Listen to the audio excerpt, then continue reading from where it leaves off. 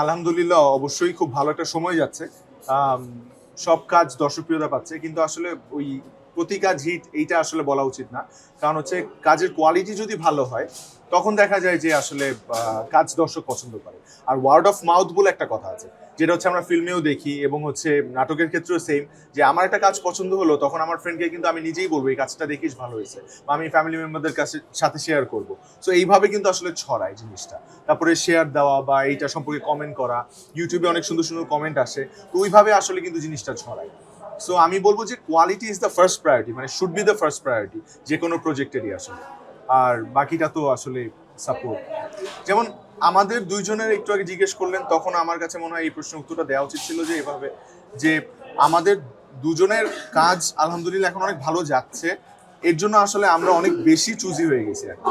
মানে এখন গল্প নিয়ে অনেক বেশি চিন্তা করি, পুরো স্ক্রিপ্টটা না পড়ে কোনো ডিসিশন জানাই না।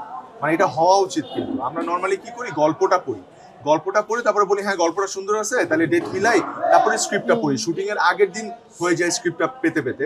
তো তখন কি হয় যে আমার আসলে লাস্ট মোমেন্টে স্ক্রিপ্ট পছন্দ না হলে আমরা ক্যান্সেলও করতে পারি না। তো এটা হওয়া উচিত না, that is a very bad practice.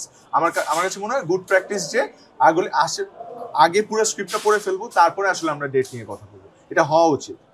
নতুন রিন গভীর থেকে পরিষ্কার করে কাপড়কে রাখে নতুনের মতো উজ্জ্বল। নতুন রিন অ্যাডভান্সড পাউডার।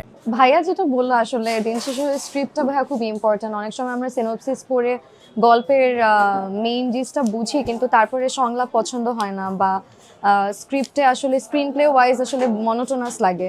আবার কিছুক্ষণ আগে আমরা একটা কথা বলছিলাম যে 2 ঘন্টার কন্টেন্টও যেমন সম্পর্কের গল্প is a very long content, বা তারপরেও মানুষ এক বসায় দেখে উঠছে।